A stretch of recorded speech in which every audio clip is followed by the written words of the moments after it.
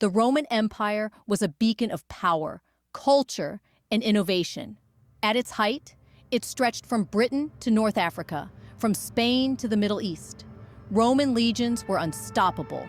Roman law was admired, and its cities flourished with magnificent architecture and bustling trade.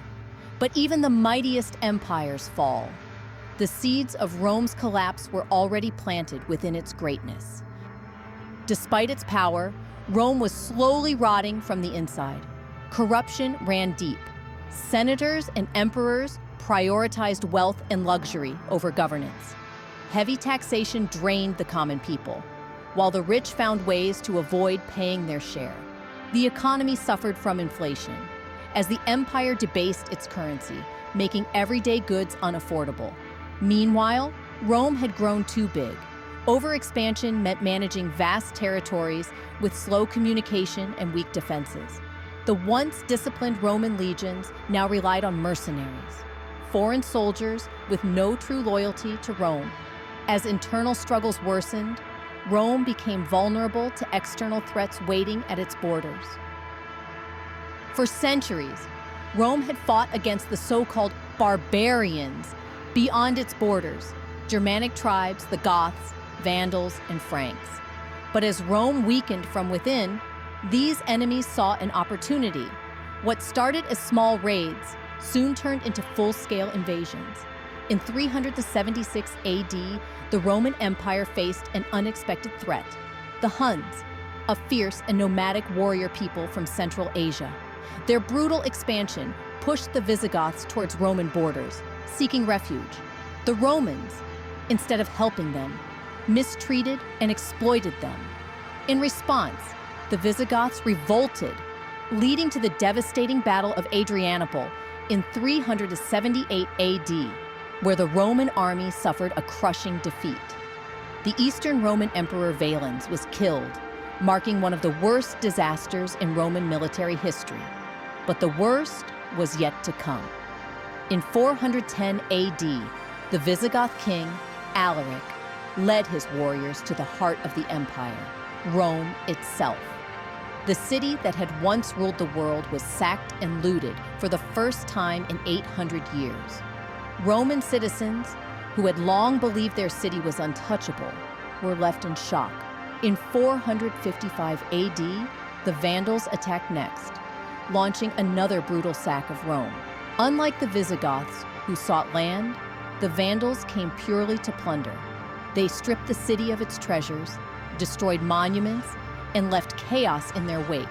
Rome was no longer the mighty capital it once was.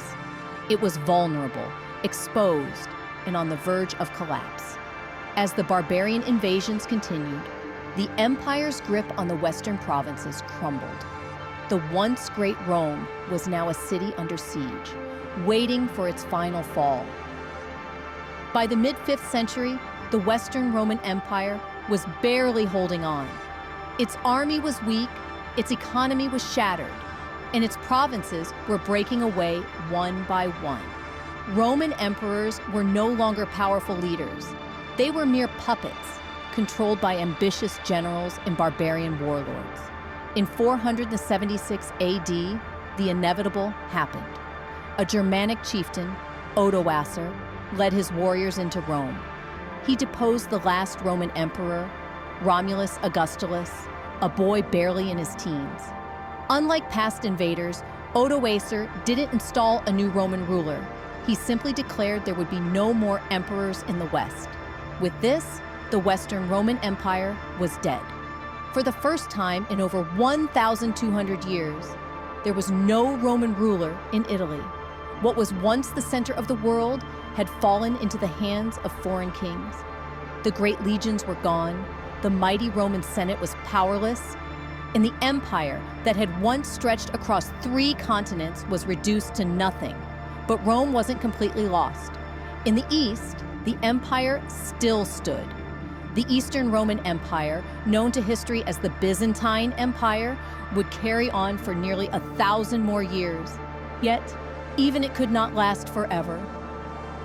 While the Western Roman Empire had crumbled, the eastern half, the Byzantine Empire, remained strong, Its capital, Constantinople, was one of the greatest cities in the world, protected by massive walls and a powerful army. Unlike the West, the East had a stable economy, a strong administration, and rulers who adapted to changing times. Under emperors like Justinian I, 527 to 565 AD, Byzantium even attempted to reconquer lost Roman lands. His general, Belisarius, led campaigns that briefly regained parts of Italy, North Africa, and Spain. But the dream of restoring Rome's former glory would not last. New enemies, Persians, Slavs, Arabs, and later the Turks, constantly attacked the empire. Despite this, the Byzantine Empire survived for nearly 1,000 more years. It became a center of art, learning, and Orthodox Christianity, influencing the world long after the Western Empire had disappeared. But even this mighty empire could not last forever. By the 15th century, Constantinople stood as the last remnant of Rome. And in 1453 AD, the final chapter of Rome's story would be written. For centuries, Constantinople had stood as an unbreakable fortress. Its massive walls had withstood countless attacks from Persians, Arabs, and Crusaders. But in 1453 AD, a new power emerged, the Ottoman Empire, led by Sultan Mehmed II. With an army of over 80,000 men and massive cannons capable of shattering walls, the Ottomans laid siege to Constantinople. For 53 days, the Byzantines, led by Emperor Constantine XI, fought desperately to defend their city, but they were hopelessly outnumbered. On May 29, 1453, the Ottoman forces breached the walls. The city that had once been the heart of Rome fell to the invaders. Emperor Constantine XI died fighting in the streets, and the once mighty Byzantine Empire was no more. The Hagia Sophia, a symbol of Christian Rome, was converted into a mosque. With this, the last remnant of the Roman Empire was gone. What had started as a small city on the Tiber River had ruled the world, fallen, risen again in the east, and finally met its end. But though the empire was gone, Rome's legacy lived on. Though the Roman Empire is long gone, its influence is everywhere. Government and law, modern legal systems, including those in the United States and Europe, are based on Roman law. Concepts like innocent until proven guilty come from Rome. Architecture and engineering. From capitals to stadiums, Roman-style buildings stand across the world. Their engineering feats, like aqueducts, roads, and domes, are still studied today. Language. Latin, the language of Rome, evolved into French, Spanish, Italian, and other languages. Even English contains thousands of Latin words. Military tactics. Rome's strategies influenced modern warfare, and its disciplined legions inspired military traditions worldwide. Christianity. The spread of Christianity, which began in the Roman Empire, shaped the religious landscape of the world. Even in space, we remember Rome. Planets, moons, and space missions are named after Roman gods. The empire may have fallen, but its impact remains immortal. Rome never truly died. It became a part of us all. Rome's rise and fall is a story of power, ambition, and human nature. It teaches us that no empire lasts forever, but great ideas do. The echoes of Rome still shape our laws, cities, and ways of life. The question is, what will we learn from Rome's fate? History tells us that all empires rise and fall, but what if Rome had survived? How different would our world be today?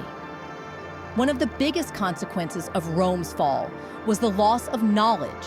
After the empire collapsed, Europe entered the Dark Ages, where scientific progress slowed down for centuries.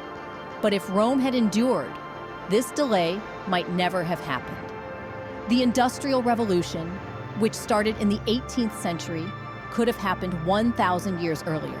With Rome's expertise in engineering, we might have seen steam engines, electricity, and even early computers by 1000 AD. The Roman military, already masters of logistics, might have developed gunpowder weapons, mechanized warfare, or even space exploration long before modern history. Imagine Roman astronauts landing on the moon in the 1500s, or steam-powered Roman airships flying across Europe. The world we live in today could have been radically different. With no collapse, Rome might have continued expanding, possibly reaching China, India, or even the Americas before anyone else. A unified global empire could have led to a world where one dominant language, Latin, became universal. There were no nation-states, just provinces of a massive empire. A shared culture, legal system, and economy existed worldwide. This could have prevented centuries of wars between European nations. But would a single empire ruling the world really be a good thing? Despite its greatness, Rome had a dark side: slavery, social inequality, and brutal rule. Unlike modern democratic systems, Rome was built on the power of emperors and the Senate, which often served the elites rather than the common people. If Rome never fell, would democracy have ever fully developed? Would we still live under emperors today? On one hand, the world could have been more advanced, but on the other, it might have been a rigid, oppressive society where change was difficult and freedom was rare. The fall of Rome shaped the world in unexpected ways. Without it, the Renaissance, inspired by rediscovered Roman knowledge, might not have happened as we know it. Christianity, which spread after Rome's decline, might have evolved differently or been replaced by a new dominant belief system. Entire nations like France, Germany, and England may never have existed. Even small changes in history can create massive ripple effects.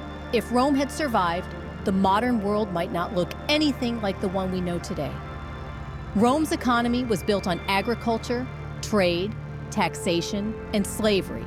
If the empire had never collapsed, the world's economy could have looked very different. A universal currency, like the Roman denarius, might have replaced national currencies, leading to early globalization. Rome's extensive trade routes connected Europe, Africa, and Asia. With no collapse, international trade hubs could have developed much earlier, making the modern financial system arrive centuries ahead of time. However, Rome depended on slavery for labor. If the empire had survived, the movement to end slavery might have been delayed for centuries. On the flip side, Rome's economic policies often caused inflation, wealth inequality, and corruption. If these problems continued, would Rome's economy have eventually collapsed from within? Rome was known for its organized legions, advanced siege tactics, and naval power. But warfare changed dramatically after Rome's fall. If the empire had survived, military advancements might have taken a different path. Gunpowder weapons, like cannons and muskets, might have been developed much earlier, making Rome an even greater superpower. The Roman military was one of the first to create long-term roads for rapid troop movement. If Rome had continued expanding, early versions of modern highways and strategic military bases worldwide might have existed long before today. Rome's navy dominated the Mediterranean. Without its fall, we might have seen a global naval empire, where Rome controlled sea routes from Asia to the Americas. But Rome's militaristic culture also means constant wars and conquests. Could an empire so focused on expansion really last forever? Would a world where Rome never fell be a utopia, or just another empire doomed to collapse?